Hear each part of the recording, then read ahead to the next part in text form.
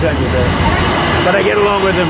And you know what? The fact that I get along with him, that's a good thing, not a bad thing. He has 57 very powerful nuclear weapons. Should have never allowed it to happen. They should have never allowed it. If I were president, I wouldn't have allowed it. But he's got them. I get along with him very well. You can't let Iran have a nuclear weapon. And I know Kim Jong Un very well, and he's going to be fine. As long as we have a smart president, he's going to be fine. If we have a dumb president, then he's probably not going to be so fine. Yeah, I will be. Mr. President, please, can you give us any update on your negotiations with Canada for a trade deal? Yeah, we had a very good conversation with the Prime Minister last night, and we've come to a deal with Canada. As you know, the 50% tariffs across the board were going on against Canada today, and they called yesterday and they gave us the points that we had to have. Very fair deal for both.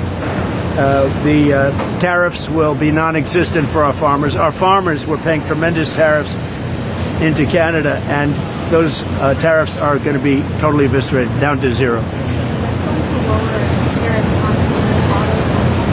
We're doing certain things. We're got to give something, and we're doing certain things. They were paying a high number. We're reducing it a little bit. It's good for everybody. But our farmers are going to be thrilled. Our manufacturers are going to be thrilled. And basically, we have no tariffs going into Canada anymore. Canada was charging us tremendous tariffs. We no longer have any tariffs. And what I was able to do is we put, as you know, under the new tariff, I guess you'd call it the new tariff schedules that we came out with. They were going to get a 50% tariff on everything starting today.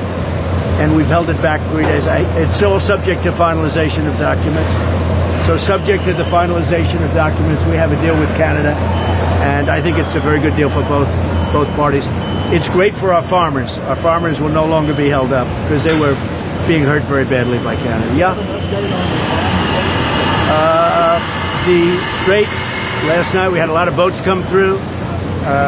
We have possession, complete control of the Strait. I mean, outside of nuisance value, and there is nuisance value when they shoot a drone every once in a while, and not everybody's going to go through, but they come through. And over the last couple of weeks, we've had a lot of oil coming out, a lot of oil. It's not going to be perfect, but it's a lot of oil coming out, a lot. In fact, people are amazed. One of the reasons that oil hasn't gone to like the proverbial $300 a barrel, it's at 83, 84, 85. And it'll be a lot lower when this is over because we have plenty of oil.